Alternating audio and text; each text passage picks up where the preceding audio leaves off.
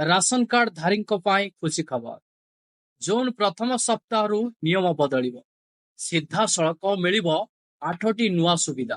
Ration card update ନୂତନ ଯୋଜନା 2025, ଯାହାକି ଆପଣମାନଙ୍କର ରାସନ କାର୍ଡକୁ ନେଇ ନୂଆ ଅପଡେଟ୍ ଆସିଛି। ରାସନ କାର୍ଡ ମାଧ୍ୟମରେ ଆପଣମାନେ 8ଟି ନୂଆ ସୁବିଧା ପାଇବାକୁ ଯାଉଛନ୍ତି, ତାହା ପୁଣି ଏହି ଜୁନ ମାସ ପ୍ରଥମ ସପ୍ତାହରୁ। ତ ଆପଣମାନେ କୋଉ 8ଟି ସୁବିଧା ପାଇବା ପାଇଁ ଯାଉଛନ୍ତି? ସରକାର ଆପଣମାନଙ୍କ ପାଇଁ ଘୋଷଣା କରିଛନ୍ତି।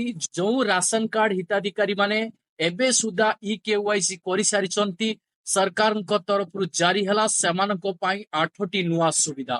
ତ ଏହି ଭିଡିଓ ମାଧ୍ୟମରେ ଆପଣମାନେ ଜାଣିବାକୁ ପାଇବେ ସରକାରଙ୍କ ତରଫରୁ ରାସନ କାର୍ଡ ଅପଡେଟ୍ ନୂତନ ଯୋଜନା 2025 ମାଧ୍ୟମରେ ରାସନ କାର୍ଡ ହିତାଧିକାରୀ ମାନଙ୍କ ପାଇଁ ଅନେକ ସୁବିଧା ସୁଯୋଗ ଆଣିଦେଇଛି। ଡିଟେଲ୍ସ ଜାଣିବା ଏହି ଭିଡିଓ ମାଧ୍ୟମରୁ।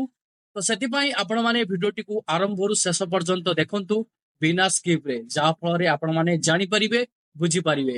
ଯଦି ଏପର୍ଯ୍ୟନ୍ତ ଆପଣମାନେ ଚ୍ୟାନେଲକୁ ସବସ୍କ୍ରାଇବ କରିନାହାନ୍ତି, ଚ୍ୟାନେଲକୁ ସବସ୍କ୍ରାଇବ କରିଦିଅନ୍ତୁ, ପାଖରେ ଥିବା ଘଣ୍ଟି ଚିହ୍ନକୁ ଦବାଇ ଦିଅନ୍ତୁ। ଭାରତ ସରକାର 2025ରେ ରାସନ କାର୍ଡ ଧାରକଙ୍କ ପାଇଁ ଏକ ବଡ଼ ପରିବର୍ତ୍ତନ ଆଣିଛନ୍ତି, ଯାହା ଦେଶର କୋଟି କୋଟି ଗରିବ, ଅଭାବୀ ଏବଂ ମଧ୍ୟବିତ୍ତ ପରିବାରକୁ ସିଧାସଳଖ ଲାଭ ଦେବ। ଏବେ ରାସନ କାର୍ଡ କେବଳ ଶସ୍ତା କିମ୍ବା ମାଗଣା ରାସନ ପାଇବାର ଏକ ମାଧ୍ୟମ ହେବ ନାହିଁ, ବରଂ ଏହା ଆପଣଙ୍କ ପରିବାରର ଆର୍ଥିକ ଏବଂ ସାମାଜିକ ସୁରକ୍ଷାର ଏକ ଦୃଢ଼ ମାଧ୍ୟମ ପାଲଟିଛି, ଯାହାକି ଜୁନର ପ୍ରଥମ ସପ୍ତାହରୁ କାର୍ଯ୍ୟକାରୀ ହେବାକୁ ଥିବା ଏହି ନୂତନ ବ୍ୟବସ୍ଥା ଅନୁଯାୟୀ ରାସନ କାର୍ଡ ଧାରକ ମାନଙ୍କୁ ଏହି 8ଟି ନୂତନ ସୁବିଧା ପ୍ରଦାନ କରାଯିବ, ଯେଉଁଥିରେ ପ୍ରତି ମାସ 1000 ଟଙ୍କା ସିଧାସଳଖ ଆର୍ଥିକ ସହାୟତା, ମାଗଣା ସ୍ୱାସ୍ଥ୍ୟ ବୀମା, LPG ଗ୍ୟାସ୍ ସବସିଡି, ମାଗଣା ବସ୍ ଯାତ୍ରା, ଡିଜିଟାଲ ରାସନ କାର୍ଡ, ଆବାସ ଯୋଜନାରେ ପ୍ରାଥମିକତା, ମହିଳାଙ୍କ ପାଇଁ ସ୍ୱତନ୍ତ୍ର ଯୋଜନା ଏବଂ ପିଲାମାନଙ୍କ ଶିକ୍ଷାରେ ସାହାଯ୍ୟ ଅନ୍ତର୍ଭୁକ୍ତ। ଏହି ନୂତନ ଯୋଜନାର ଉଦ୍ଦେଶ୍ୟ ହେଉଛି ଦେଶର ପ୍ରତ୍ୟେକ ଅସହାୟ ପରିବାର କେବଳ ପର୍ଯ୍ୟାପ୍ତ ଖାଦ୍ୟ ପାଇପାରିବେ ନାହିଁ, ବରଂ ସେମାନଙ୍କର ଅନ୍ୟାନ୍ୟ ଜରୁରୀ ଆବଶ୍ୟକତା ମଧ୍ୟ ପୂରଣ ହୋଇପାରିବ। ଏଥର ସରକାର ରାସନ କାର୍ଡ ବ୍ୟବସ୍ଥାକୁ ସମ୍ପୂର୍ଣ୍ଣ ଡିଜିଟାଲ ଏବଂ ସ୍ୱଚ୍ଛ କରିବା ପାଇଁ EKYC, ଆଧାର ଲିଙ୍କ ଏବଂ ବାୟୋମେଟ୍ରିକ୍ସ ଯାଞ୍ଚ ଭଳି ପ୍ରକ୍ରିୟାକୁ ମଧ୍ୟ ବାଧ୍ୟତାମୂଳକ କରିଛନ୍ତି। ଏହା ଠକେଇ ବନ୍ଦ କରିବ ଏବଂ ଲାଭ ସଠିକ ଲୋକଙ୍କ ପାଖରେ ପହଞ୍ଚିବ। ଆସନ୍ତୁ ଆମେ ଜୁନ ପ୍ରଥମ ସପ୍ତାହ ଠାରୁ ରାସନ କାର୍ଡରେ ଉପଲବ୍ଧ ଏହି 8ଟି ନୂତନ ସୁବିଧା, ଯୋଗ୍ୟତା, ଆବେଦନ ପ୍ରକ୍ରିୟା ଏବଂ ଆବଶ୍ୟକ ଡକ୍ୟୁମେଣ୍ଟ ବିଷୟରେ ବିସ୍ତାର ଭାବରେ ଜାଣିବା। ରାସନ କାର୍ଡ ନୂଆ ଅପଡେଟ୍ 2025, 8ଟି ନୂଆ ସୁବିଧା ବିଷୟରେ ଆସନ୍ତୁ ଜାଣିବା। ଦେଖନ୍ତୁ, 2025 ମସିହାରେ ରାସନ କାର୍ଡ ଧାରକଙ୍କ ପାଇଁ ସରକାର ଯେଉଁ 8ଟି ନୂତନ ସୁବିଧା କାର୍ଯ୍ୟକାରୀ କରିଛନ୍ତି, ତାହା ଦେଶର ସମସ୍ତ ରାଜ୍ୟ ଏବଂ କେନ୍ଦ୍ରଶାସିତ ଅଞ୍ଚଳ ଗୁଡ଼ିକରେ ପ୍ରଯୁଜ୍ୟ ହେବ। ଏବେ ରାସନ କାର୍ଡ କେବଳ ଏକ ସରକାରୀ କାଗଜ ନୁହଁ, ବରଂ ଆପଣଙ୍କ ପରିବାର ପାଇଁ ଆର୍ଥିକ ସୁରକ୍ଷାର ଏକ ପ୍ରମୁଖ ମାଧ୍ୟମ ପାଲଟିଛି। ଏହି ଯୋଜନାର ସମ୍ପୂର୍ଣ୍ଣ ତଥ୍ୟ ଉପରେ ଆସନ୍ତୁ ନଜର ପକାଇବା। ଦେଖନ୍ତୁ, ରାସନ କାର୍ଡ ନୂତନ ଯୋଜନା 2025ର ନୂଆ ଅପଡେଟ୍ ଅନୁସାରେ ଆପଣମାନଙ୍କର ଏହି ସୁବିଧା ସୁଯୋଗ ଗୁଡ଼ିକ ଜୁନ 4 ତାରିଖ ପାଖରୁ ଲାଗୁ କରାଯାଇଛି। ହିତାଧିକାରୀ, ଯାହାକି ଆପଣମାନଙ୍କର ସମସ୍ତ ଯୋଗ୍ୟ ରାସନ କାର୍ଡ ଧାରୀମାନେ ଅଟନ୍ତି। ମୁଖ୍ୟ ଲାଭ ଏଥିରୁ ଆପଣମାନେ ମାଗଣା ରାସନ, ତା ସହିତ ଆପଣମାନେ ପ୍ରତ୍ୟେକ ମାସ 1000 ଟଙ୍କା, ତା ସହିତ ଅନ୍ୟାନ୍ୟ 7ଟି ସୁବିଧା ମଧ୍ୟ ଜଡ଼ିତ ରହିଛି। ଯୋଗ୍ୟତା କହିବାକୁ ଗଲେ ଆପଣମାନଙ୍କର BPL, AAY ପ୍ରାଥମିକତା କାର୍ଡ ଧାରକଙ୍କ ପାଇଁ ଆବଶ୍ୟକତା ପ୍ରଣାଳୀ, ଆପଣମାନଙ୍କର EKYC, ଆଧାର ଲିଙ୍କ, ବାୟୋମେଟ୍ରିକ୍ସ ଯାଞ୍ଚ କରିବା ନିତ୍ୟାନ୍ତ ଆବଶ୍ୟକତା ରହିଛି। ଏହାର ଆବେଦନ ପ୍ରକ୍ରିୟା କହିବାକୁ ଗଲେ ଆପଣମାନେ ଉଭୟ ଅନଲାଇନ, ଅଫଲାଇନ ରେ ଆପଣ ଆବେଦନ କରିପାରିବେ। ଆବଶ୍ୟକତା ଡକ୍ୟୁମେଣ୍ଟସ ଆପଣମାନଙ୍କର କହିବାକୁ ଗଲେ ଆପଣମାନଙ୍କର ରାସନ କାର୍ଡ, ଆଧାର, ବ୍ୟାଙ୍କ ପାସବୁକ୍, ଆୟ ପ୍ରମାଣପତ୍ର। ଏହି ସୁବିଧା ଗୁଡ଼ିକ ଆପଣମାନଙ୍କର କୋଉ ରାଜ୍ୟରେ ପ୍ରଯୁଜ୍ୟ? ଦେଖନ୍ତୁ, ସମସ୍ତ ରାଜ୍ୟ ଏବଂ ୟୁନିୟନ ଅଞ୍ଚଳ ପାଇଁ ଏହି ସବୁ ସୁବିଧା ଗୁଡ଼ିକ ପ୍ରଯୁଜ୍ୟ ଅଟେ। ଆସନ୍ତୁ ଜାଣିବା ରାସନ କାର୍ଡ ହିତାଧିକାରୀଙ୍କୁ କେଉଁ 8ଟି ନୂତନ ସୁବିଧା ମିଳିବ। ପ୍ରଥମରେ ପ୍ରତି ମାସରେ 1000 ଟଙ୍କାର ସିଧାସଳଖ ଆର୍ଥିକ ସହାୟତା। ଦ୍ୱିତୀୟରେ ପ୍ରତି ମାସରେ ମାଗଣା ରାସନ ଅର୍ଥାତ୍ ଗହମ, ଚାଉଳ, ଡାଲି, ଚିନି, ତେଲ ଇତ୍ୟାଦି। ତୃତୀୟରେ 5 ଲକ୍ଷ ଟଙ୍କା ପର୍ଯ୍ୟନ୍ତ ମାଗଣା ସ୍ୱାସ୍ଥ୍ୟ ବୀମା। ଚତୁର୍ଥରେ ଏଲପିଜି ଗ୍ୟାସ୍ ସିଲିଣ୍ଡର ଏବଂ ମାଗଣା ସଂଯୋଗ ଉପରେ ସବସିଡି। ପଞ୍ଚମରେ ମହିଳା ଏବଂ ବରିଷ୍ଠ ନାଗରିକଙ୍କ ପାଇଁ ମାଗଣା ବସ୍ ଯାତ୍ରା। ଷଷ୍ଠରେ ଡିଜିଟାଲ ରାସନ କାର୍ଡ ସୁବିଧା। ସପ୍ତମରେ ଗୃହ ଯୋଜନାରେ ପ୍ରାଥମିକତା। ଅଷ୍ଟମରେ ମହିଳା ଏବଂ ଶିଶୁମାନଙ୍କ ପାଇଁ ସ୍ୱତନ୍ତ୍ର ଯୋଜନାଗୁଡ଼ିକ। ରାସନ କାର୍ଡ 2025ରେ 8ଟି ନୂତନ ସୁବିଧା ବିଷୟରେ ବିସ୍ତୃତ ଭାବରେ ଆସନ୍ତୁ ଜାଣିବା। ଦେଖନ୍ତୁ, ପ୍ରତି ମାସରେ 1000 ଟଙ୍କା ସିଧାସଳଖ ଲାଭ ହସ୍ତାନ୍ତର। ଆସନ୍ତୁ ଆପଣମାନେ ଏହି 1000 ଟଙ୍କା କେମିତି ପାଇପାରିବେ ସେ ବିଷୟରେ ଜାଣିବା।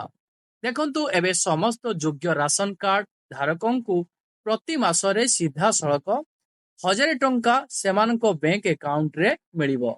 ଏହି ଆର୍ଥିକ ସହାୟତା ବିଶେଷ କରି ଗରିବ ଏବଂ ଅସହାୟ ପରିବାର ପାଇଁ, ଯାହା ଦ୍ୱାରା ସେମାନେ ସହଜରେ ସେମାନଙ୍କର ଦୈନନ୍ଦିନ ଆବଶ୍ୟକତା ପୂରଣ କରିପାରିବେ। ଏହି ଟଙ୍କା ଡିବିଟି ଅର୍ଥାତ୍ ଡାଇରେକ୍ଟ ବେନିଫିଟ ଟ୍ରାନ୍ସଫର ମାଧ୍ୟମରେ ବ୍ୟାଙ୍କ ଆକାଉଣ୍ଟକୁ ଆସିବ। ଏହି ସୁବିଧା ପାଇଁ ରାସନ କାର୍ଡକୁ ଇକେୱାଇସି ଏବଂ ଆଧାର ସହିତ ଲିଙ୍କ କରିବା ଆବଶ୍ୟକ।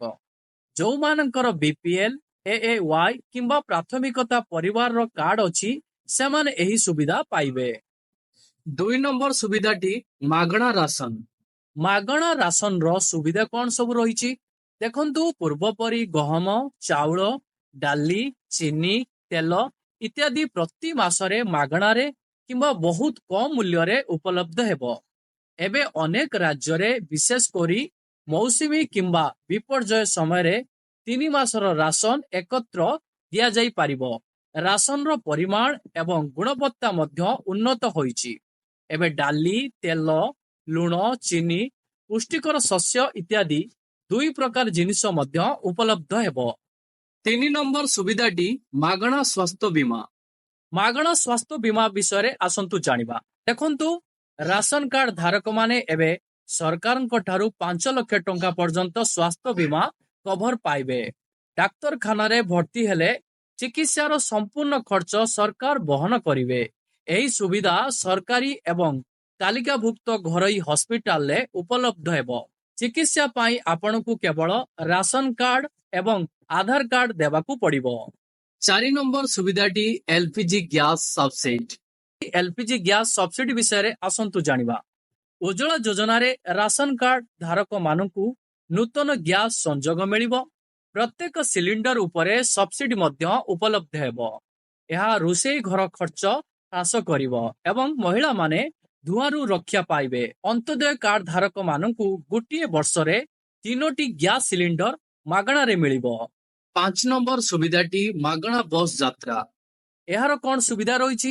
ଦେଖନ୍ତୁ, ଅନେକ ରାଜ୍ୟରେ ମହିଳା ଏବଂ ବରିଷ୍ଠ ନାଗରିକମାନଙ୍କୁ ସରକାରୀ ବସ୍ରେ ମାଗଣା କିମ୍ବା ରିହାତି ମୂଲ୍ୟରେ ଯାତ୍ରା କରିବାର ସୁବିଧା ମିଳିବ। ଏଥିପାଇଁ ରାସନ କାର୍ଡ ଦେଖାଇବା ଆବଶ୍ୟକ ହେବ। କିଛି ରାଜ୍ୟରେ ଏହି କାର୍ଡ ମାଧ୍ୟମରେ ମେଟ୍ରୋ ଯାତ୍ରା ମଧ୍ୟ କରାଯାଇପାରିବ। ଏଥିପାଇଁ ଆପଣମାନେ ଏକ କାର୍ଡ ତିଆରି କରିବା ପାଇଁ ପଡ଼ିବ, ଯାହାକି ଆପଣମାନଙ୍କୁ ଏକ ଛୋଟ ଶୁଳ୍କ ଅର୍ଥାତ୍ ପ୍ରାୟ 50 ଟଙ୍କା ଦେବାକୁ ପଡ଼ିବ। 6 ନମ୍ବର ସୁବିଧାଟି ଡିଜିଟାଲ ରାସନ କାର୍ଡ। ଆସନ୍ତୁ, ଡିଜିଟାଲ ରାସନ କାର୍ଡ ମାଧ୍ୟମରେ ସୁବିଧା କ'ଣ ରହିଛି ଜାଣିବା। ଦେଖନ୍ତୁ, ଏବେ ସମସ୍ତ ରାସନ କାର୍ଡକୁ ସ୍ମାର୍ଟ କାର୍ଡ କିମ୍ବା କ୍ୟୁଆର କୋଡ ସହିତ ଡିଜିଟାଲ କାର୍ଡରେ ପରିଣତ କରାଯିବ।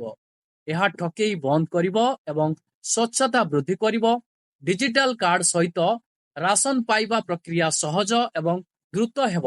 ମୋବାଇଲ ଆପ୍ ମାଧ୍ୟମରେ ମଧ୍ୟ ରାସନ ସୂଚନା ଏବଂ କାରବାର ଆପଣମାନେ ଦେଖିବାକୁ ପାଇବେ। 7 ନମ୍ବର ସୁବିଧାଟି ରାସନ କାର୍ଡ ହିତାଧିକାରୀଙ୍କୁ ଗୃହ ଯୋଜନାରେ ପ୍ରାଥମିକତା। ଦେଖନ୍ତୁ, ପ୍ରଧାନମନ୍ତ୍ରୀ ଆବାସ ଯୋଜନା ଏବଂ ରାଜ୍ୟ ସରକାରଙ୍କ ଆବାସ ଯୋଜନାରେ ରାସନ କାର୍ଡ ଧାରୀଙ୍କୁ ପ୍ରାଥମିକତା ଦିଆଯିବ। ଯେଉଁମାନଙ୍କର ନିଜସ୍ୱ ଘର ନାହିଁ କିମ୍ବା କଚ୍ଚା ଘର ନାହିଁ ସେମାନେ ଏହି ସୁବିଧା ପାଇବେ। ଗତ ଥର ବାଦ ପଡ଼ିଥିବା ପରିବାରକୁ ମଧ୍ୟ ଏବେ ସୁଯୋଗ ମିଳିବ। 8 ନମ୍ବର ସୁବିଧାଟି ମହିଳା ଏବଂ ଶିଶୁମାନଙ୍କ ପାଇଁ ସ୍ୱତନ୍ତ୍ର ଯୋଜନା। 8 ନମ୍ବର ସୁବିଧାରେ ମହିଳା ଏବଂ ଶିଶୁମାନଙ୍କ ପାଇଁ ସ୍ୱତନ୍ତ୍ର ଯୋଜନା କ'ଣ ରହିଛି ଆସନ୍ତୁ ଜାଣିବା। ଦେଖନ୍ତୁ କେବଳ ରାସନ କାର୍ଡ ଧାରୀମାନେ ଲାଡଲି ବେହେନା ଯୋଜନା, ଛାତ୍ରବୃତ୍ତି, ପୋଷଣ ଅଭିଯାନ ଇତ୍ୟାଦି ଯୋଜନାର ଲାଭ ପାଇବେ। ମହିଳାଙ୍କ ପାଇଁ ସିଲେଇ ମେସିନ ଯୋଜନା, ଆତ୍ମନିଯୁକ୍ତି ଯୋଜନା ଭଳି ସୁବିଧା ମଧ୍ୟ ଆରମ୍ଭ କରାଯିବ। ପିଲାମାନଙ୍କ ଶିକ୍ଷା ପାଇଁ ଛାତ୍ରବୃତ୍ତି ଏବଂ ପୁଷ୍ଟିସାର ସମ୍ପର୍କିତ ଯୋଜନା କାର୍ଯ୍ୟକାରୀ କରାଯିବ। ଏହି ସବୁ ଯୋଜନା ବିଷୟରେ ନୂତନ ଅପଡେଟ୍ ଜାଣିବାକୁ ଚାହୁଁଥିଲେ ଚ୍ୟାନେଲକୁ ସବସ୍କ୍ରାଇବ କରି ପାଖରେ ଥିବା ଘଣ୍ଟି ଚିହ୍ନକୁ ଦବାଇ ଦିଅନ୍ତୁ।